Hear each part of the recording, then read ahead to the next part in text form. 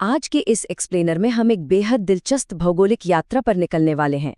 आज हम नक्शे पर बनी कुछ साधारण त्रिकोण आकृतियों को ऐसे ही नहीं रटने वाले हैं। इसके बजाय हम एक विशाल धनुष के आकार में फैले हिमालय की एक पूरी लॉजिकल यात्रा करेंगे। हमारा ये सफर हिमालय के एकदम पश्चिमी द्वार यानी नंगा पर्वत से शुरू होकर इसके सबसे पूर्वी छोर नामचा बरवा तक जाएगा। तो चलिए इस शानदार पर्वतीय श्रृंखला की गहराइयों में चलते हैं और इसे एक पूरी कहानी की तरह विजुअलाइज करते हैं।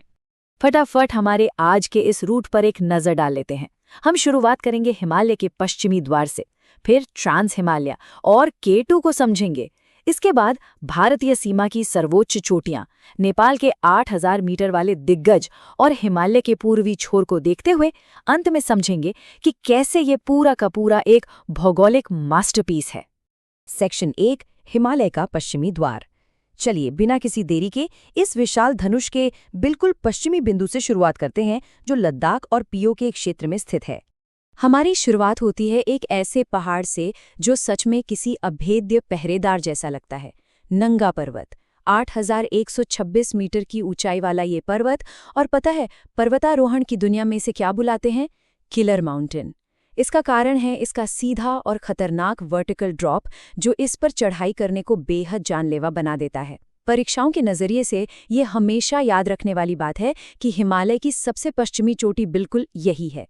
सेक्शन 2 ट्रांस हिमालय और K2। अब इस पश्चिमी द्वार से थोड़ा उत्तर की ओर बढ़ने पर एक ऐसा कॉन्सेप्ट सामने आता है जो अक्सर भूगोल के छात्रों को बुरी तरह कंफ्यूज कर देता है। सवाल बड़ा सीधा सा लगता है, भारत की सबसे ऊंची पर्वत चोटी कौन सी है? लेकिन सच कहूं तो प्रतियोगी परीक्षाओं में ये एक बहुत बड़े ट्रैप की तरह इस्तेमाल होता है और यहीं से K2 की असली भौगोलिक स्थिति को समझना जरूरी हो जाता है।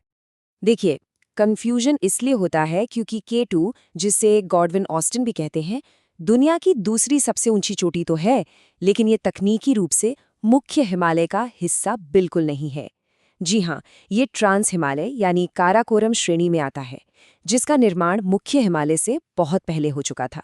तो असल में K2 हिमालय के पार है, उसकी मुख्य श्रृंखला में नहीं। सेक्शन 3 भारतीय सीमा की सर्वोच्च चोटियां। इस अहम बात को समझने के बाद हमारा सफर थोड़ा दक्षिण पूर्व मुड़ता है, उत्तराखंड की तरफ। यहाँ ये समझना बहुत दिलचस्प है कि पूरी तरह से भारतीय सीमाओं के भीतर होने का असल में क्या मतलब है। यहाँ हमें मिलता है 7756 मीटर ऊंचा कामेट, और फिर आती है महान नंदा देवी, और यहीं एक बहुत बड़ा आहा मोमेंट है, क्योंकि K2 जो पीओके में है और कंचनजंगा जो नेपाल के साथ सीमा साझा करती है, इनके उलट 7816 मीटर ऊंची नंदा देवी 100% भारतीय सीमाओं के भीतर स्थित सबसे ऊंची चोटी है, और इसके चारों ओर नंदा देवी राष्ट्रीय उद्यान का जो इकोसिस्टम है वो तो अपने आप में एक अलग ही दुनिया है। सेक्शन 4 नेपाल के 8000 मीटर वाले दिग्गज।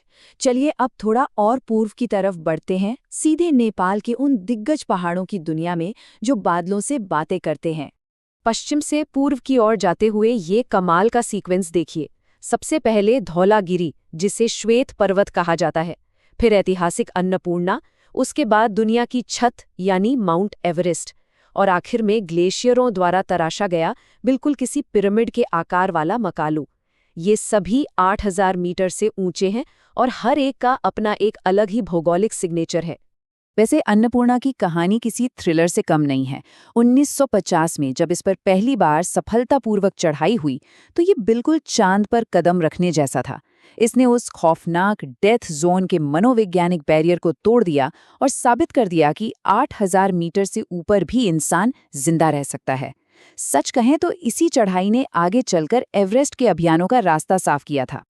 और फिर हम पहुंचते हैं उस अल्टीमेट शिखर पर, नेपाल और तिब्बत के बॉर्डर पर गर्व से खड़ा माउंट एवरेस्ट, जिसकी एकदम सटीक ऊंचाई है 8848.86 मीटर। लेकिन जानते हैं, ये सिर्फ ऊंचाई का कोई नंबर या एक ब्रिटिश नाम भर नहीं है।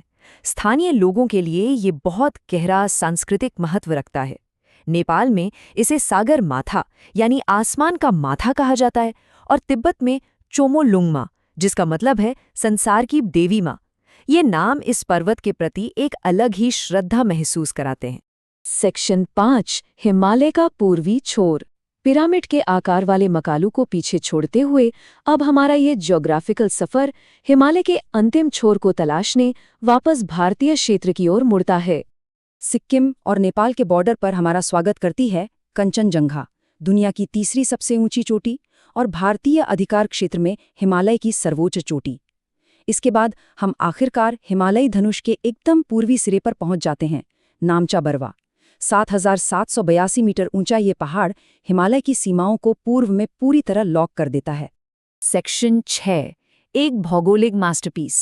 अब आती है इस पूरी यात्रा की सबसे शानदार बात कि कैसे ये पूरी पर्वत श्रृंखला जुड़कर एक परफेक्ट सिमेट्रिकल तस्वीर में तब्दील हो जाती है। जरा इस सिमेट्री को देखिए, ये सच में दिमाग घुमा देने वाली चीज है। पश्चिम में सिंधु नदी यानी इंडस रिवर नंगा पर्वत से टकराकर एक बहुत गहरा गॉर्ज बनाती है और बिल्कुल हेयरपिन जैसा तीखा मोड़ लेकर दक्षिण की तरफ घूम जाती है। और ईस्ट में नामचा बरवा के पास ब्रह्मपुत्र नदी ठीक इसी चीज की नकल करती है। एकदम वैसा ही गॉर्ज, वैसा ही हेयरपिन बेंड और भारत में प्रवेश। ये लिटरली नेचर का एक परफेक्ट मिरर रिफ्लेक्शन है। तो अगर इस पूरे पश्चिम से पूर्व के क्रम को एक साथ देखा जाए, नंगा पर्वत से शुरू होकर ट्रांस हिमालय के केटू, फिर कामेट, नंदा देवी, धौलागिरी, अन्नपूर्णा, एवरेस्ट, मकालू, कंचनजंगा और अंत में नामचा बरवा तक, तो ये भूगोल को गहराई से समझने के लिए एक एकदम परफेक्ट और लॉजिकल मेंटल मैप तैयार कर देता है। इस पूरे एक्सप्लेनर से एक बात तो पूरी तरह साफ हो जाती है कि हिमालय नक्शे पर बने सिर्फ कुछ रैंडम त्रिकोण नहीं है, बल्कि एक बेहद सुनियोजित मास्टरपीस है। अब जरा सोचिए, अगर एक पहाड़ी श्रृंखला के दोनों छोर इतने परफेक्शन के साथ एक दूसरे को मिरर कर सकते हैं, तो हमारी प्राकृतिक दुनिया और इस उपमहाद्वीप के नक्शे में ऐसे और कितने भौगोलिक रहस्य और छिपी हुई सिमेट्रीज मौजूद होंगी? ये सवाल अपने आप में बहुत कुछ सोचने पर मजबूर कर देता है।